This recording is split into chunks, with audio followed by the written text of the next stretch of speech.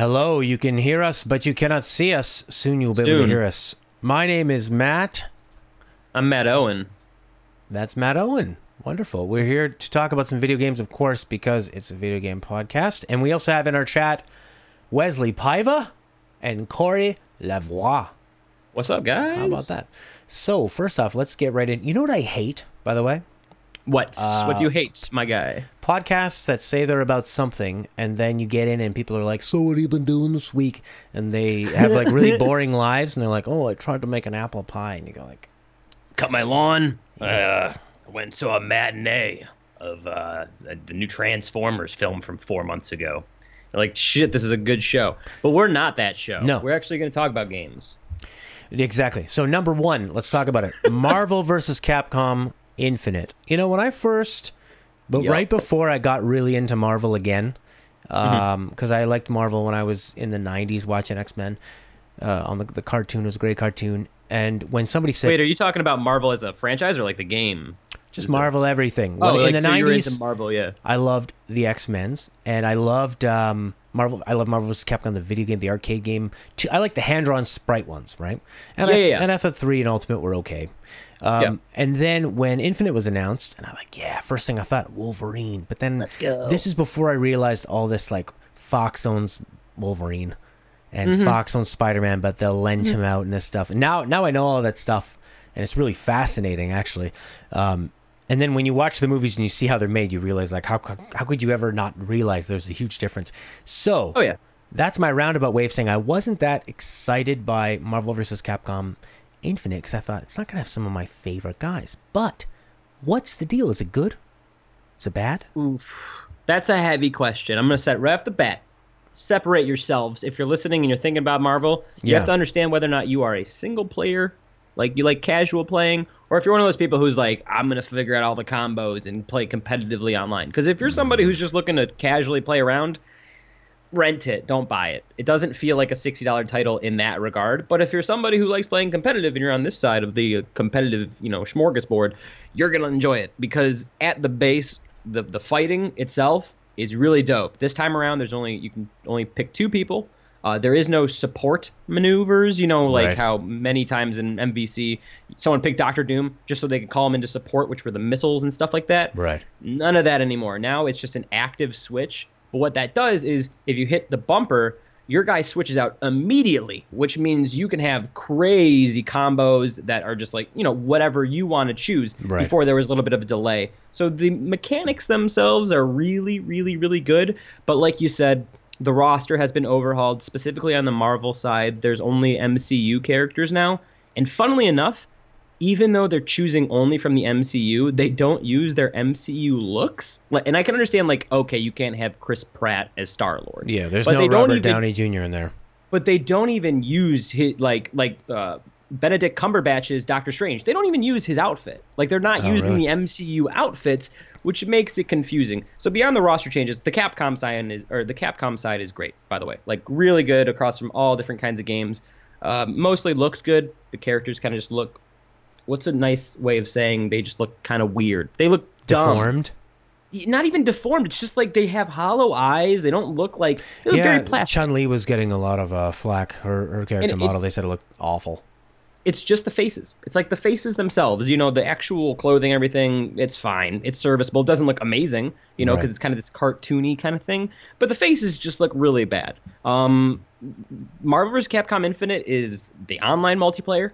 They have mission mode, which is essentially just combo tutorials for each character. If you're into that, you're into that. It's kind of like the dojo in, what game was that?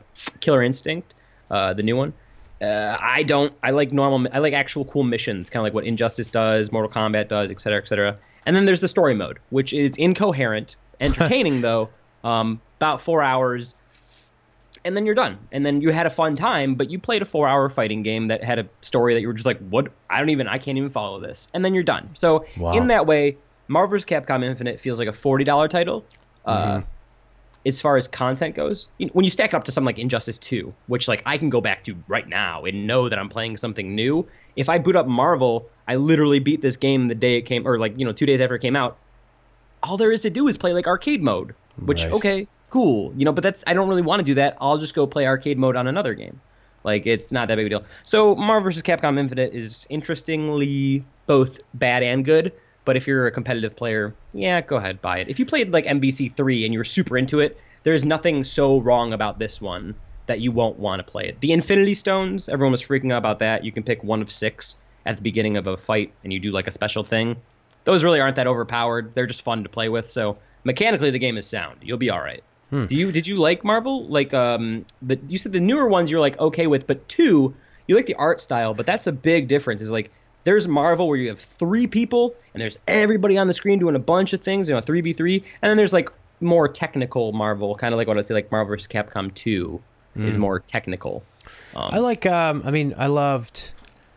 I love the Versus series. I loved X-Men versus Street Fighter, Marvel superheroes. And then Marvel vs. Capcom and Capcom 2.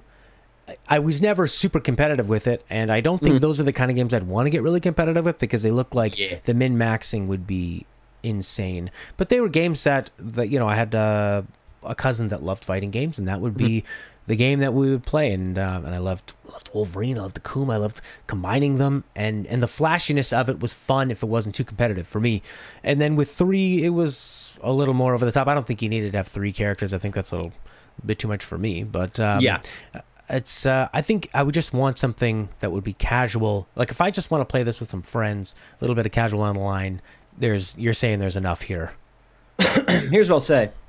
If you want to buy Marvel, yeah, it's Marvel. Like it's not like, ooh, this is something crazy different, or they've done a bunch of different stuff like this. It's Marvel. So if you played Marvel vs. Capcom 3 and you're super into a new Marvel and you want that, and that's something you and your friends want to play, then yeah, like it's Marvel. It's not, they didn't ruin it, but it's just not going to be as big as something you'd expect in 2017. With fighting games like Injustice 2. The bar and has been Mortal Kombat. raised. I mean, Injustice gave you a lot of bang for your buck, where you don't have to be that hardcore online competitive gamer. You can just be somebody who wants to dick around and have a really fun story mode with great little cutscenes, and it's just some goofy fun. Yeah, but Marvel is more aimed at the competitive, which is okay. That is what it is. Our first question comes from Corey Laval. You might have already answered this. He says, does it still have a decent roster of playable characters? This is the question that he put in basically as soon as we started talking. So what do you think about the roster overall? I'll say the roster, like I said, MCU stuff is all right. It's nice to have like Doctor Strange and Nova, other people who aren't like super into the movies or super in the movies. Iron Man and Spider-Man, they still work the same. Like Iron Man, you have the big photon cannon. Like that's still fun to do. I do enjoy the Capcom side more. You have, like Arthur, the little dude from Ghosts and Goblins. You have Firebrand from, what is that SNES game? Not Demon's Souls. I don't know. But you have like a good variety of both mobile characters, tanky characters like Mike Hagar and the Hulk. There's a good variety of how they play. When I play something like Street Fighter, you're either playing something like a Ryu or you're playing a big beefy character. Marvel allows for some other cool things, and that's the reason why this whole active switch thing is so cool now, because instead of like, oh, I did this combo, here comes my other guy, you can choose a team and you have someone like super tanky like Hagar, right? And like throw them up in the air, active switch, and then take someone super, super fast like Spider-Man or Arthur and just hop up there and, beat them up for 5 minutes and then switch right back. It's like this crazy thing, dude. So it's good. The roster's good. I would say the Capcom side is better in terms of, I don't know, just overall variety and funness to play than the Marvel side. But it doesn't seem like there's too many. I mean, we've got Ryu, we've got Capcom, we've got I called Mega Man Capcom Man. We've got Zero. Yeah, X-Zero. Strider. I see a blonde guy, white blonde hair. He looks like he's from Resident Evil or Devil May Cry or something. Dante. Oh, Dante, of course, yes, of course. Dante, and then I see Nemesis. just like a couple generic guys down on the bottom left here, just like generic black-haired guy, and then maybe Thor, brown-haired guy. Yeah. That's why I wasn't that interested, because to me, Marvel vs. Capcom was, I want Akuma, Wolverine, and my favorite part about Marvel vs. Capcom 3 was that there was another Wolverine, his awesome daughter. There's X-23. There is a smaller roster, obviously, than something compared to like MVC2, but I think functionally it works. But like Matt said, there's going to be some things like the absence of Deadpool and Wolverine and Mango Sentinel, like that is Marvel vs. Capcom. Yeah. Where's my Mango Sentinel? Where's my Magneto? mag fucking neato, excuse my like that is Marvel. Excuse my French, but like that phrase is to Marvel what like Ultra Combo is to Killer Instinct. You can't just take out the Sentinel. You can't just take out Wolverine. But it's okay, you know. It's just what we have to deal with now because Marvel is some crazy. It's more of a movie thing than it is a comic book thing anymore. So yeah, that's the thing, and they just worked with what they had, and I mean you can't really blame them. What's more popular right now, Akuma or friggin' Rocket Raccoon? Exactly. That's the weirdest thing I gotta say, man. Rocket Raccoon looks completely dumb.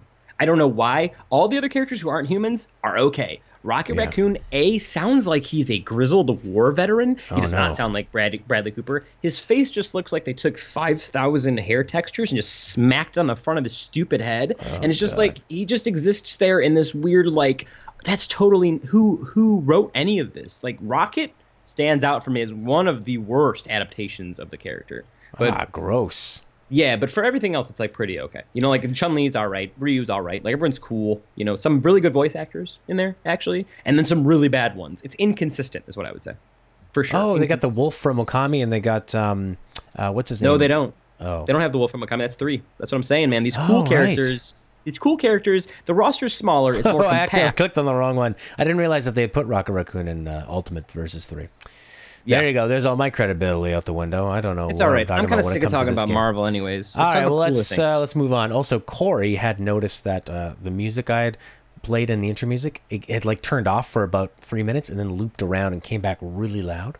I'm sorry, guys. No. That was on my end. And thank you very much, Corey, for catching that. Chrisamel Tayag is here. What's up, Chrisamel? Chrisamel, who's she says she has this thing. She says that the way she was born, she can't stop what she says. She just says what's on her mind. Anyways, yep, that's a thing, I guess. When she was born, that's how it happened. So I played Nier Automata. I was really excited to play this. I go to NeoGAF. Everybody at NeoGAF is like, Nier Automata's our new Jesus. Front end. The story of Nier Automata. What'd you say? Front end? What? Yeah, I was going to say just front end the conversation. All I've heard that's really good about this is that the story is something like you go back and you replay. Yeah. So, like, that's what I wanted to know about. Like, I've heard, like, Nier Automata is crazy. There's so many different endings. But, like, you know, people like the action's okay. So that's what I was more interested in. That's what I was blown away by. I thought, action game. Did Platinum make this? And I thought... I don't think so, but it looks like a character action Platinum game. Yeah, it really does. Like a God of War or like a Devil May Cry or like a Bayonetta or something like that. Devil May Cry.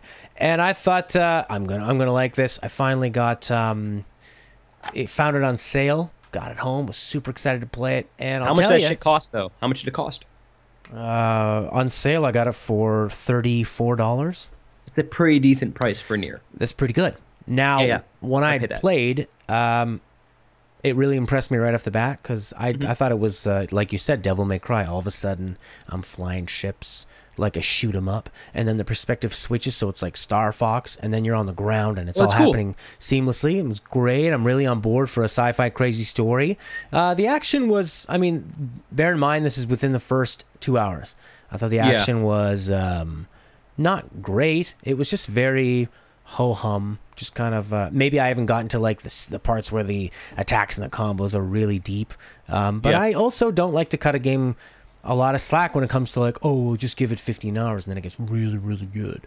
Unless it's Final Fantasy. Hey, am I right? Yeah, am exactly. I right? Yeah, unless it's no, but I understand that sentiment. Yeah, and it's and then you get through it and it's great. There's gigantic boss battles and it's super interesting. And then all of a sudden the first mission ends.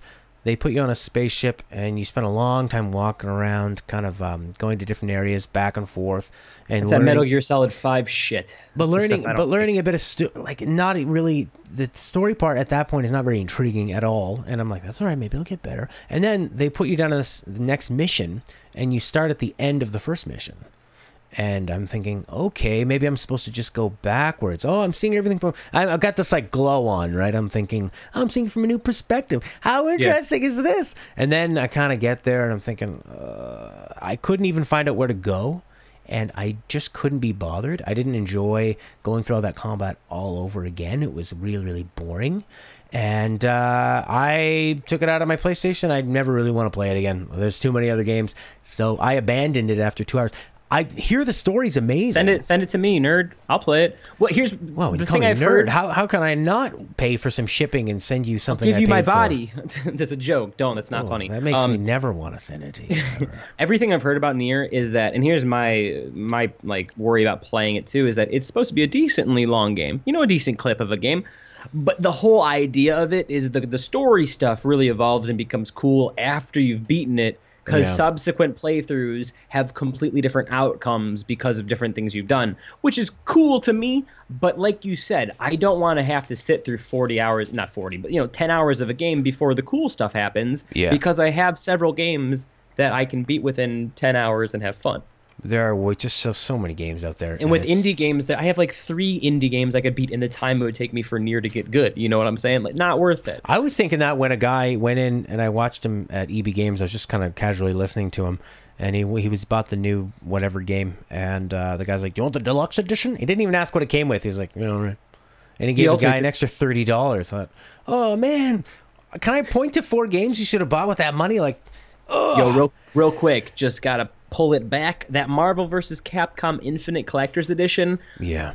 Please don't. But if you have not seen it, they had like this whole chest. You could open it up, and it was in the promo pictures. There were like these clear orbs, and they were the Infinity Stones. You had all of them set in this cool little box. People got their collector's editions, and they're like flat. They're stuck in the thing. You can't pull them out. They look like, when you go and it's Easter time or spring, I guess, if you don't celebrate Easter, and you have those little colored plastic eggs that crack open. There's like M&Ms and shit in it or whatever. It looks like those, and it's $100. Yeah.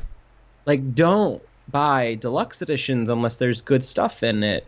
I remember back in the day when you could buy deluxe edition and at least know for a certainty that there would be like the season pass in it. Now they're like, no, you need to buy the ultimate edition, like 104. Nah. The last one I ever bought was Deus Ex Human Revolution, and it came in a steel case and had like some artwork and behind the scenes. None of that stuff that I look for, and it also just doesn't stack nicely with your other games with that. We've talked about this. I don't think I own any. No, I own one. It's a steelbook, and it's the Game of the Year of Oblivion. That's not even a collector's edition. Never mind. And it's Oblivion. We have somebody asking, who is the other guy? This is Matthew Owen. He writes for a 90s Kid, writes reviews, writes news. He reviews movies with me on this channel. He has a podcast called Super Gamecast. Now that's me in a nutshell. Let's talk about what was there another game that you were playing? Destiny 2. You've been playing the Raid. What's this Raid all about? I'll skirt around spoilery territory because I know some people, they don't want to know the solutions and everything. So the Raid is really cool. The whole entire setup of it is really cool. You're essentially boarding this big old ship, and you're kind of going through these different challenges to appease this big final bad boss. And for the most part, it's interesting. The biggest problem with it is that it requires almost absolute perfection. Mm-hmm. And that is nearly impossible because the complete rest of Destiny 2 does not prepare you for it at all. If you've played MMOs or you've played any sort of RPG, usually they're going to pepper in some things to kind of give you an idea of what you have to do. You go and play World of Warcraft, right? Your first raid isn't at the end of the game. It's at like level 20. Your first instance or smallish raid thing you can do is like level 10. Destiny 2 doesn't have any of that. So the only time you are presented with raid-like stuff, which is puzzle mechanics, a lot of communication needed. Generally speaking, it's not just shoot here and go here and all that kind of stuff. Right. It's at this very high level where if you're new, you're going to bounce right off of it because you have no frame of reference. There's no objective markers. The whole idea is that Bungie says, we just throw you in there and you have no clue what you're supposed to do. Okay. And this raid itself, too, is very large. There's a whole underside of the thing, of the ship that you can get into that's secondary to the actual completion of the raid. Mm. And if you just get lost in there with no objective meter, you might be walking around for 30 minutes going, where am I going the wrong place? What am I doing? Wow. And that is okay because, all right, you have to search things. The true issue comes into some of these actual challenges where they require the utmost precision, the perfect communication across the entire team. And thankfully, I have a team of people who can do that, who are pretty damn good at the game, who are near like max level. And some of these instances, without spoiling things, like for instance, there's a let me skirt around this. There's a stealth section where you have to sneak around, and these things can see you. And no matter how well we did it, how well we called out, it's just glitchy. It's just a teeny bit buggy, you know? They would be, Okay. oh, I'm going to see from... It's just dumb crap like that. And that's the kind of...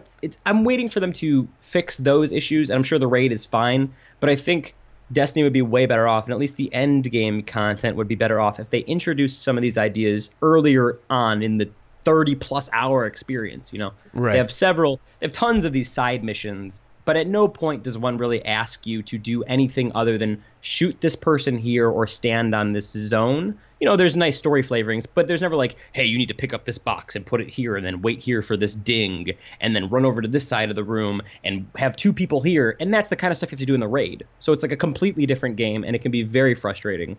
Honestly, when I finished it, it wasn't that, yes, oh, wow, I really did it. It was like, I'm done. I'm honestly done. Like, this ruined it for me. It didn't ruin Destiny 2 for me, but the idea of going back and doing it and weekly, because that's the whole idea. You go back and you redo it, and you get the perks, and you upgrade your guy and stuff. After I did that, I was like, this was such a beat your head against something that never ended up being that fun, and the loot I got from it was a duplicate of something I already had. So it wasn't rewarding. If anything, what Destiny 2's raid taught me is that there is still people on the internet that are randoms. You know, you can still link up with random people on the internet, and if people want to, they will work together as a team. You know, it's funny. I didn't beat this raid with any of my friends, although I started it with them. Yeah. I beat it with 5 other people that I found on the internet, just on the Xbox, looking for someone to play Destiny 2 with. And it's just kind of funny to me that it's been so long since I've ever done anything like that, and Destiny 2 pushed me to do it because I wanted to complete the raid. But when all is said and done, it was a huge waste of time. Like we said with Nier, it took me 20 hours, dude. If I wait in a month, I'm sure a lot of those problems will be fixed. But there's this whole like headstrong, gotta do it now because you gotta be the first and all this shit. And then, yeah, at the end of the day, sorry, I hit my mic. At the end of the day, you spent 20 hours and you could have, I don't know, I could have beat Metroid. Instead, I'm still working on that now. Let's talk about Metroid. How's the Metroid remake been? Good. I have a question for you. What's your favorite Metroid? 2D. Did you play it a lot, I guess? You know, it's the first Metroid I ever played was the first one on the NES. I was really lucky. My sister's husband had tons of video games. He was the first person I ever saw that had like a multi-RF switcher, so you could have them all plugged into the same thing and switch it around. And so I spent a lot of times in their basement just like sorting through this box of magical games, and Metroid really scared me. I didn't like the music. It's a spooky game. I got lost, and you know, when you don't have a guide or anything or anyone there to show you how to play it, so I kind of it's one of those games that really stuck with me. Then we did a full playthrough on our channel with one of my friends who plays the game annually, and seeing it through his eyes and all the secrets, it's like really amazing what they crammed into it. Super Metroid I messed around with just to kind of dip my toes in, but I don't really have a lot of experience with Metroid. It's one of those games, it's kind of like a band like Joy Division or David Bowie's later stuff. You go like, yeah, I bet you it's really cool, but I never put it on. But you just don't have you don't have the knowledge of it. I'm kind of on the same spectrum, is that I played Metroid. It's actually funny, like you, I kind of got a treasure trove of NES games when I was younger from a relative who, you know, whatever, did they pass it down? Metroid was one of them. I tooled around with it. Never had an SNES, so I only played a little bit of Metroid, Super Metroid. But I did play a lot of Fusion, which was on the Game Boy Advance in Zero Mission. People like that a lot. What I will say to fans of 2D Metroid games, and I'm going to keep this short and sweet because Metroid is not short, but it's sweet. It's exactly what you want.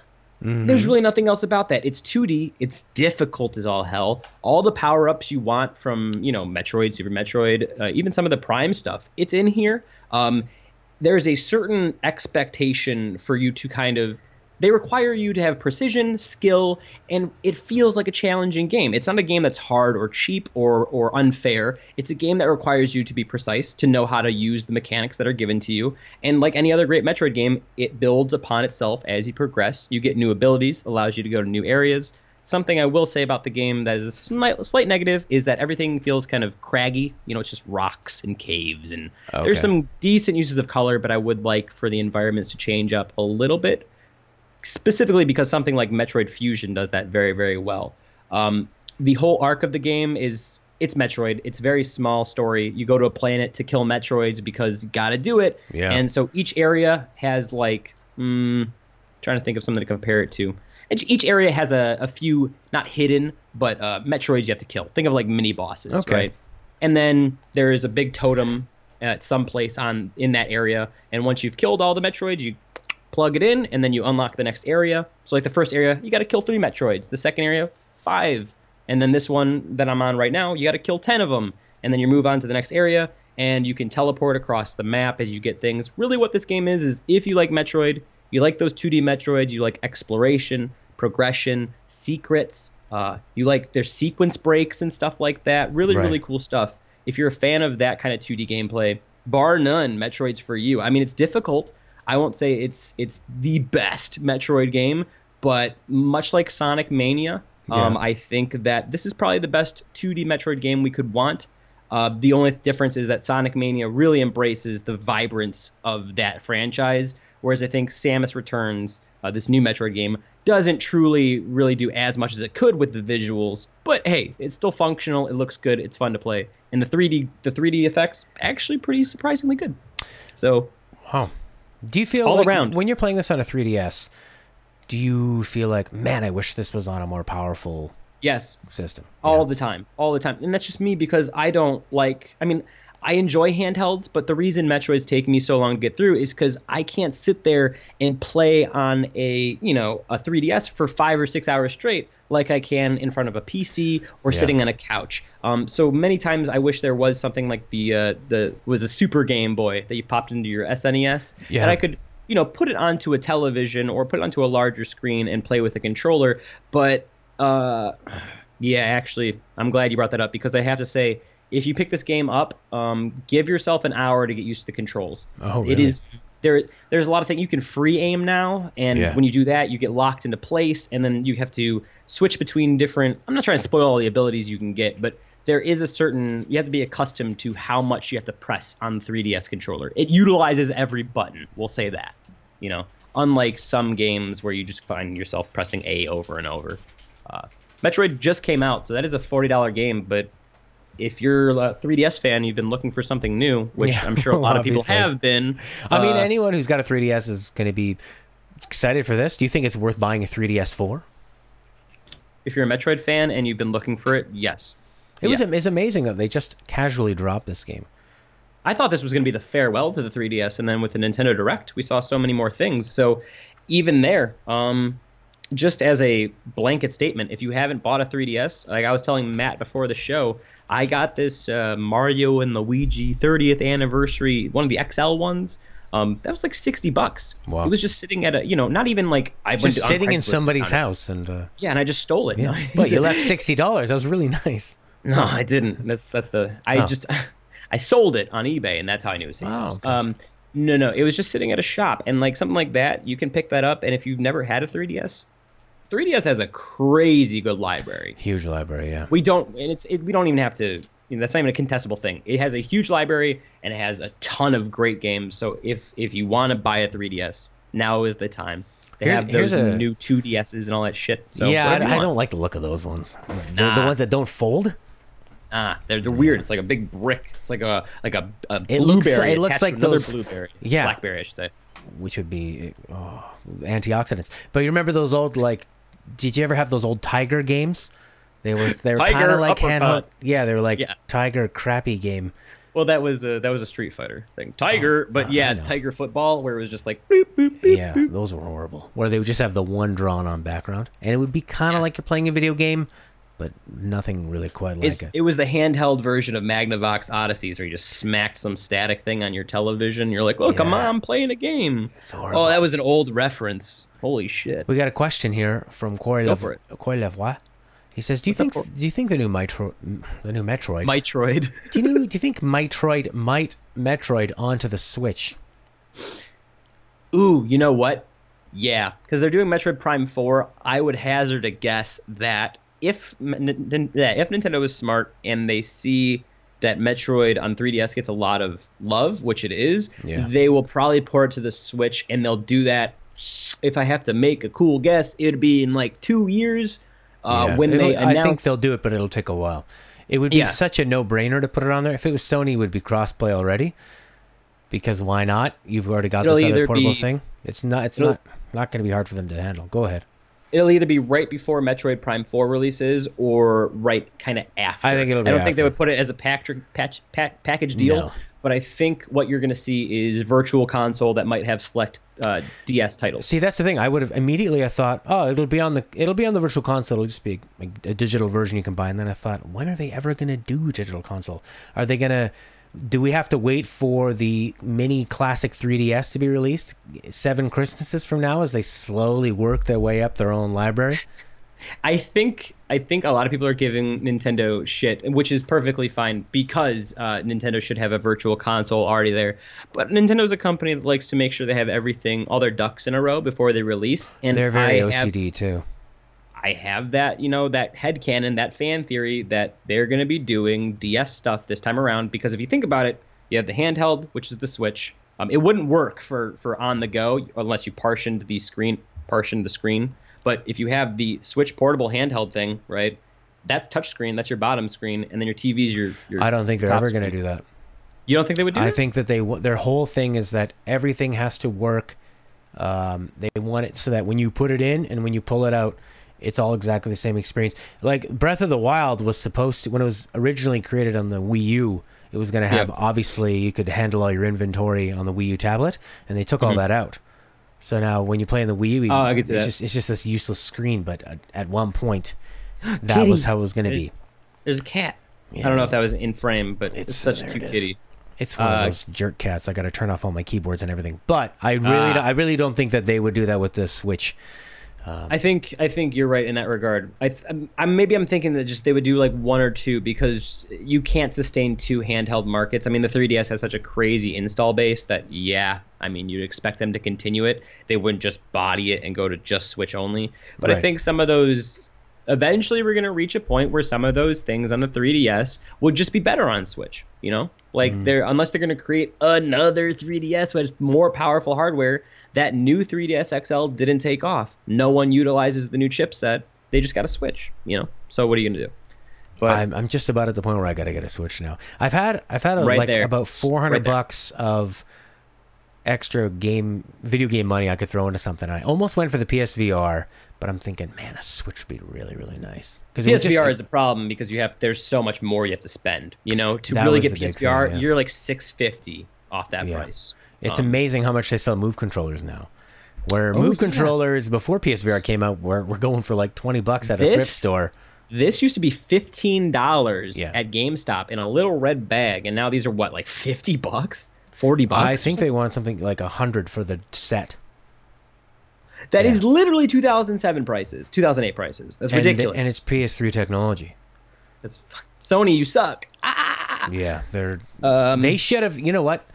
They should have just gave those things out for free because they probably have a warehouse full of them. And they should have said, look, we're sorry we're using PS3 technology in our state-of-the-art, except for the PS3 part, VR technology. So we'll throw them in for free. How's that feel? Nope. They want $100 for those weird-looking orbs on a stick.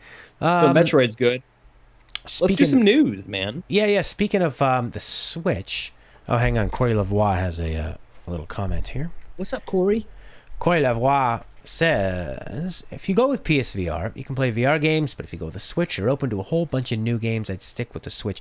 Yeah, I think if you're going to put your money into it, you just have such a smaller market of games on the PSVR, and I don't see too many killer apps on there that really have me wanting to play. Like, I'd like to play Job Simulator, but I think I'd rather just hold up maybe for like an Oculus Rift and get like another graphics card. If you want to play Job Simulator, you just wait until somebody has an HTC Vive, because that's the better way to play. Here's the thing with PSVR, dude. In 3 or 4 years, it's going to be nil tech. It's not even going to be tech that's comparable to modern VR tech. PSVR has a life limit on it, because even with the PSVR or PS4 Pro running the PSVR stuff, it's not even near what the HTC Vive can do. So if you just hold already off behind. And by a noticeable difference. If you hold off like 4 or 5 years, it's gonna just be cheap, or they're gonna still be trying to sell them for $500 and no one's gonna buy them. I'd like to see VR revision 2, everything wireless. It's all figured out right now. I think the VR we're gonna be using, the next generation, is gonna be like cell phones. We're gonna think of it like, oh, remember when we used to have those gigantic helmets you'd put over your head. Now it's like awesome contact lenses. Corleva also had another interesting point. He says, I don't think the Switch will even get a digital library because of the SD cards. He says they might, but I highly doubt it. Now that's interesting because, wow, like when I am messing with my PS4 and it has a 500 gigabyte hard drive, I think that's already ridiculous. Like when they put that, it should have come stock with 1 terabyte. Because this isn't the PS3 days where install games were like maybe 30 gigs. Everything is 40, 50 gigs.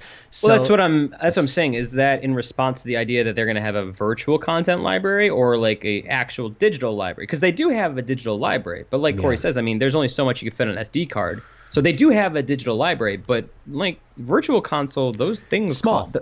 Yeah, like an NES game is like 500 kilobytes, it's man. Kilobytes, You can download, you can put an entire library of NES games on like 100 megabyte stick. It's not even an issue, you know? So that's fine. But yeah, those bigger games, like what was the game that just came out where they said you have to have an SD card? Oh, well, if you want to play the other elements of, if you want to get the special edition of NBA 2K. Yeah, okay. And then Doom itself, which we will talk about. If you want to have the multiplayer, we'll talk about that right now. So, and we can talk about that with the Switch. So what's going on with the Switch is that for manufacturers, for developers they have to make a choice. If they want the game to be on like a 32 gigabyte card, they now have to sell 40% more on the Switch than they would have to sell on the Xbox or the PS4 to break even, to make the same amount. That's why LA Noire on the Switch is going to cost $10 more. Makes a lot of sense. Because Rockstar's like, we're not going to cheap out on the hardware. We're not going to. So what NBA said is that if you want this special edition of the game, you can have this, but you also need, on your end, you need to have that SD card on your system so that you can install that. So LA Noire is, Corey's just asking us about that, is that LA Noire, as far as I know, is not going to require an SD card. They are going to give it on the premium card. They're paying the extra money, but they're going to charge the consumer for it. They're going to charge... Cat. Home studios, baby. So you're going to lose your studio privileges. So anyways... You're not allowed to be in your cat. So LA Noire, Rockstar's they're not going to cheap out, but they're going to charge you for it. They're going to charge... You're going to pay $10 more. A 2K, Sega, is going with the they're fudging it, and then they're just going to ask you to do something a little different along the way, which I don't know which way is going to be better. I mean, for you and me who are aware of all this stuff, it's not as bad. But I think if I get like NBA 2K home, the general public has no clue. Yeah, they are. And they just might look at it and be like, why is it more expensive on the Switch? Doesn't matter. If they already bought a Switch, they're just going to buy it. They're going to pay the extra $10. I think that's the best way to go. NBA 2K actually has a warning label right on the top. It says this requires an SD card. That's good. Because my point about the PS4 and the Xbox One coming with 500 gigabyte hard drives and that being too small, this Switch comes with a 32 gigabyte. They couldn't have done 64. They couldn't have done 128. That's not going to make it that much bigger. That shit's barely a digital camera, my guy. Yeah. Like, Nintendo's pulling out digital look at every phone. Every phone is bigger than that. Mm-hmm. Nowadays, I'd say they probably come stock with 32 gigabytes. So and I would hazard a guess that people might have wanted to pay a teeny bit more if there was more memory in that, because the Switch was decently priced as it was. But yeah, let's talk about Switch stuff real quick, because we got Doom. Doom is going to be it's going to run at a solid 30 frames per second. It looks good. It's going to be 720. It looks good. You know what it looks like? This was the biggest thing for me was what is the Switch going to do? Are they going to be able to actually handle these games? And I'm looking, like, if you're looking at the PC side of things, you don't have to have the most cutting edge graphics card, processor, motherboard to run every game. It's optimized very well. Yeah, you can run PC games on older systems on low settings. So why would the Switch not be any different? It's not necessarily the case. They didn't just take, because id, the makers of Doom, they actually didn't do this. They had someone else ported it. Yeah, they had a port studio come in that knows the Switch hardware well. They're the same people that it's called Panic Button is the porting team, and they're the same people. It has done that for a long time. Always outsource their ports usually. Yeah, and that's a smart thing to do. Like Sony does it with Bluepoint. Even Naughty Dog doesn't handle their own port. They handed it over to Bluepoint.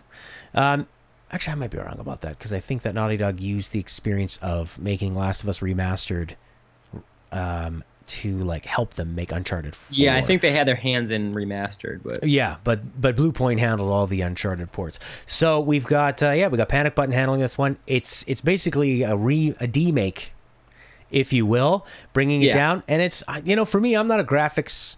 I'm not going to use the WH word. Graphics are not a huge priority for me. As long as they junky. Yeah.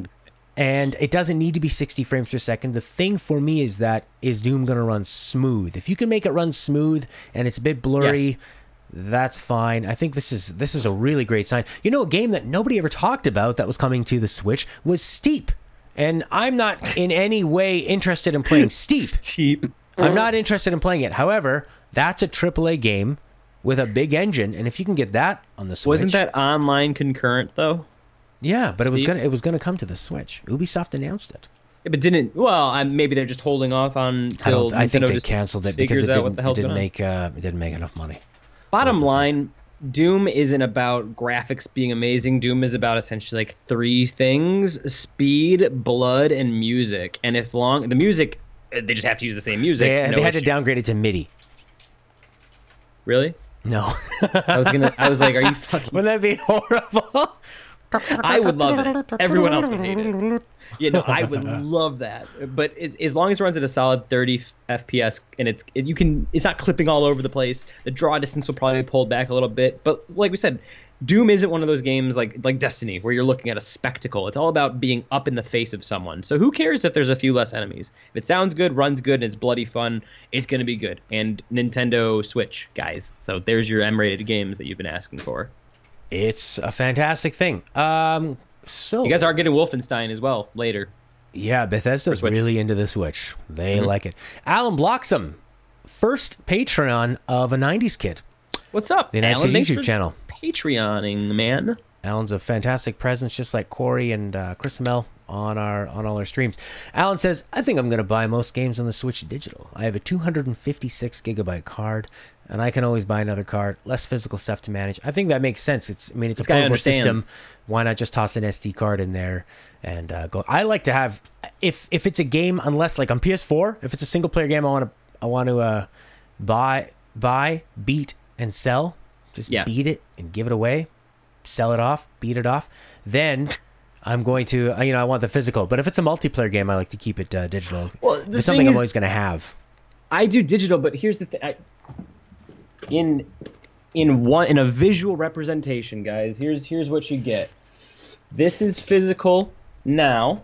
Look at Metal Gear, right? Oh, you got the disc. This is physical back in my day, where you got Quake. What the heck is that? Okay. This is Quake, but this is the box that came in, and it's metal, and you open it up, and there's all these cool things. But physical is just, it's not a thing anymore. There's no more manuals. There's no more. It's just.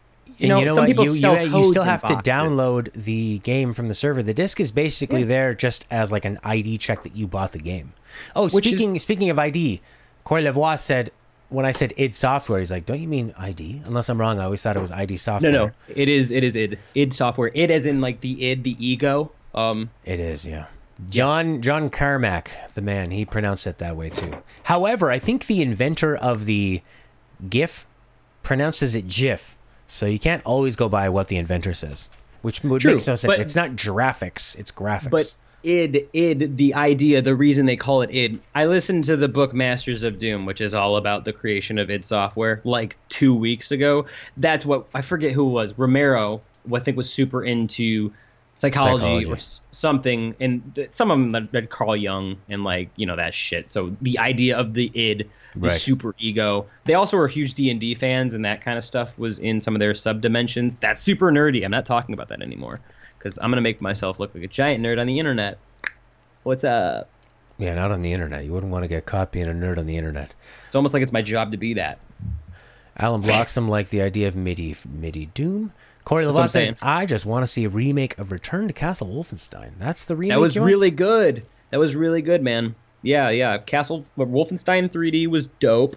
There was Wolfenstein 2 Spear of Destiny. But that Xbox one, Return to Castle Wolfenstein, that's actually the precursor to these new Wolfensteins. Oh, really? Yeah. Most people don't know that, but the Return to Castle Wolfenstein is like the prequel to the new Wolfenstein, the New Order, and Wolfenstein New Colossus. That shit was good. I see you, buddy. What else do we have news wise? Remember you said some about some. I don't remember anything actually now. My mind just that was about out. what I wanted to cover there. Alan Bloxham said he is going to still be buying all the AAA Nintendo games physical. I mean, they are so small, it's pretty easy to carry around, but it is one more thing to carry around. I would assume that if you have a Switch, you're going to have a case, so putting a couple little flashcards in there is not going to be a problem to just fit it in a pocket. Yeah, real quick. Actually, I like that, Alan. That's a good idea because, or it's a good jumping off point. I feel like I still am sentimental for some physical things. Like I was sitting, specifically Metroid, I was sitting here on my bed and I was like, I can put in my credit card and have Metroid downloaded in 5 or 10 minutes and be ready to go. Right. But I got in my car at 2 in the morning, or 3 in the morning, because this is actually the night it came out, drove to Walmart, walked to the back, asked the woman where the game was, because it wasn't, even out yet, waited in the store for 15 minutes. She brought me my little game. And, I bought it and I walked home. It took me, 40 minutes to do that, but I still like having my little Metroid game. And that's just, I don't know if it's just Nintendo properties that I like having physical stuff for, but there's still a drive for specific either companies, titles, and it's not even like nostalgia based. I don't know why. I think part of it is nostalgia because we have, if you grew up a gaming kid, before you were able to buy your own games, somebody giving you a game and for you to get it was this magical moment. So I'm sure we're attaching it to that, but also it's having, we are human, like as much as we like to live in the internet, we still have these physical sensations and touching something. Yeah, we like material things. Yeah, and it's a tactile sensation. Also just the feeling of possessing it. People buy things because buying things feels good. I mean, how often will I drive out of my house and I could have made myself a coffee and I'll stop and get a worse coffee because it just feels good to buy it and acquire it and have it. I feel like you're part of the populace. You're doing the thing. You're in the. This is so esoteric right now. Let's talk about video games. I think that would turn me off. I don't like being a part of the populace. I don't like being a part of a popular thing. But for me, I just want to own it. I want to touch it. I want to hold it. I've always moved like love. I always moved my games along. Like I don't keep. Me too. Unless it's older consoles are worth a lot of money, so I don't sell those. But like I've gone through 3 PS4s already. I don't have a lot of attachment to them. And I sell most of my games unless they're online games. Now that you say that, yeah, that's probably why I buy physical for Nintendo, is because their whole entire online licensing sucks. My Xbox has like 400 games. I could count. I'm not going to, but I know I own less than 6 physical games because if I lose my Xbox, I need to buy a new one. I have the solace of knowing it's cool. It'll be resolved. Yeah. Nintendo's like, oh my! Like I had to get Did you register your serial number? Exactly. They're very what's your friend code? It's Nintendo's like this mom and pop corporation.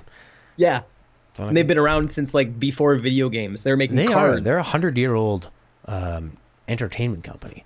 You want a warranty for your pack of playing cards? Oh, you didn't register that King of Spades. I sold my Wii U, one of the Wii U's. I've bought another one.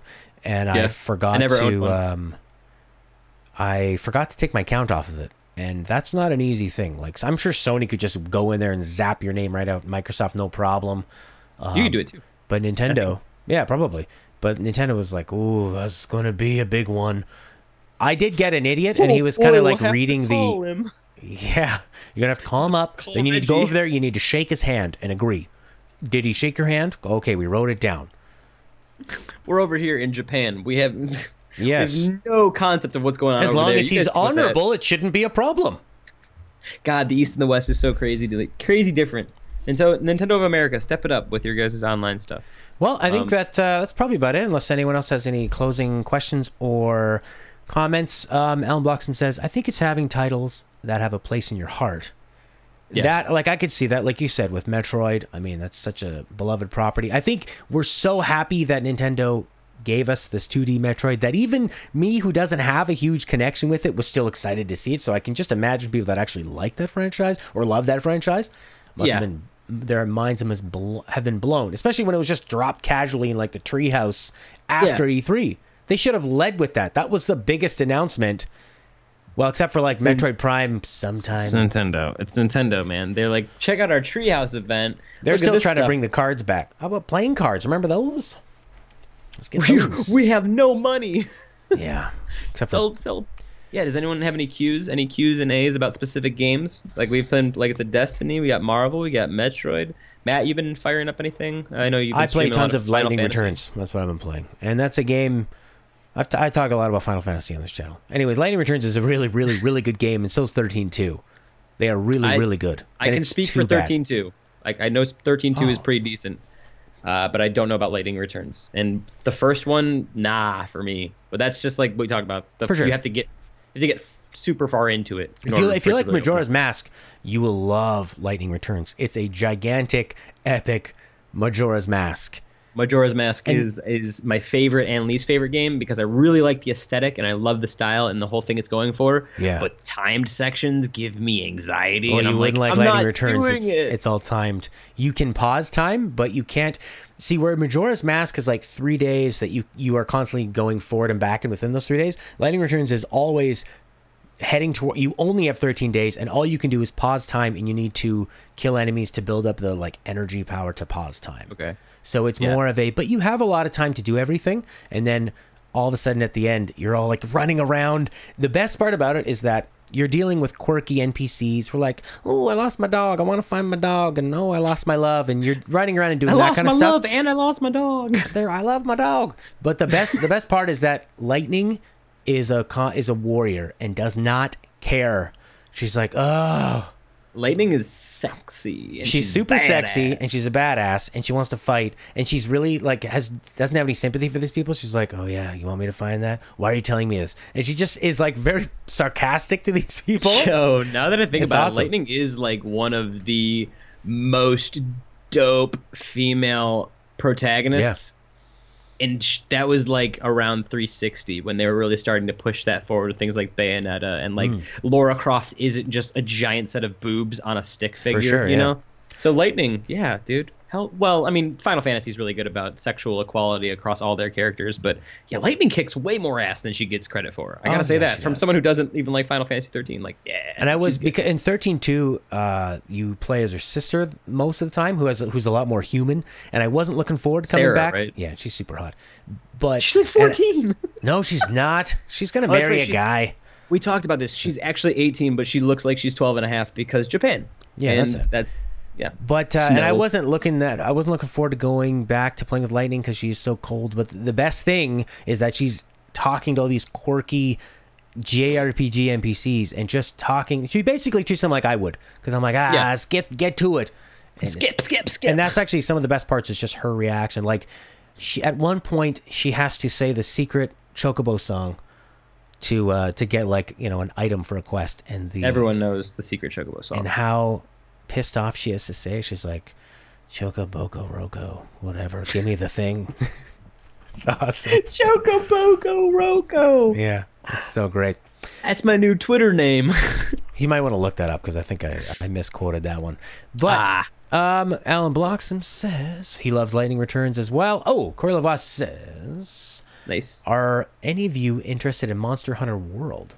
Yo, dude, Monster Hunter World is about to be next level, and here's the reason why. All of my friends play it, but it's 3DS, and I'm not, like I said, not the kind of person who will grind out a game on 3DS, and that's what they would do. They would sit in a room with all their 3DSs for like 10 hours straight and play, and a great idea. Like, I love the idea of cooperative, you're taking on monsters, but now this shit is on Xbox and PlayStation and PC, and now it's in my domain. Now it's off of the Nintendo Switch. And the thing, too, is like some of those people who were super into it before aren't playing it because they don't have an Xbox or a PS4. So there's openings in my group or my friend group, and I'm going to just get carried to this awesome game. And I know it's awesome. I know that Monster Hunter is super cool and super complex, but I've never really tried it. And going into an experience knowing that I'm going to have multiple people who can help me if I have any questions, that it is a great game, no questions asked, because it's a storied franchise, and it's a cooperative experience, which we don't get a lot of nowadays. Dude, it's like, I don't even need to know whether or not I'm going to like it. I will play it just based off of those things alone. Like, Monster Hunter World is making some pretty good steps towards competitive games, bringing Eastern games over to things like Xbox. I didn't think it would be on Xbox, but it is. Just all around, Monster Hunter World as a product is dope, and I really hope as a game it impresses me as much as I want to, because I am super looking forward to it. It's going to be fantastic. I hope. How about you, Matt? Do you like the monsters in the hunt? I've heard so much. I mean, people that like Monster Hunter love Monster Hunter. It's the game. It is a thing. It's the game that never ends. You can just basically play for the rest of your life. It's an awesome co-op hack and slash. It's like Dark Souls but fun with monster collecting strategy and around that, and I'm really excited to be able to play that on a platform that I normally play. Corey Levas says you hunt monsters, that's it, hunt and kill to your heart's content. I was corrected. Blaze Edge says the secret password that Lightning says is actually meow meow choco chow. Meow meow. See, I like Chocoboco Roco a little bit better because it's like you could extend that to Chocoboco Roco Taco Loco, which is a nearby taco place that I love. Oh, right. Yeah, I mean, and just keep going because there's so many things with O over meow. Someone's getting a free taco after this show. Taco Loco? We're not brought to you or affiliated by Taco Loco in any way. Gotta say that right off the bat. Hey. All right. I feel like we did a good job. That's it. Thank you, Blaze Edge, Corey Lavoie, Alan Bloxham. Yeah, thanks, guys. Super shouts out to Alan Blocks for fucking doing the Patreon first. Yes. Dude, you're awesome. Thanks, man. I was like, I should make a Patreon for myself, but I'm for that no one will Patreon me because, self-esteem poopy. But look at this guy. Like, and you talk like a baby? Yeah, I'm a baby, a poo-poo. See, like, no one wants to give me money. Chocoboco. Taco Loco. Doritos Locos Tacos with my eyes closed. That's a really... That's a True Detective joke. I don't know who made that video, but yeah.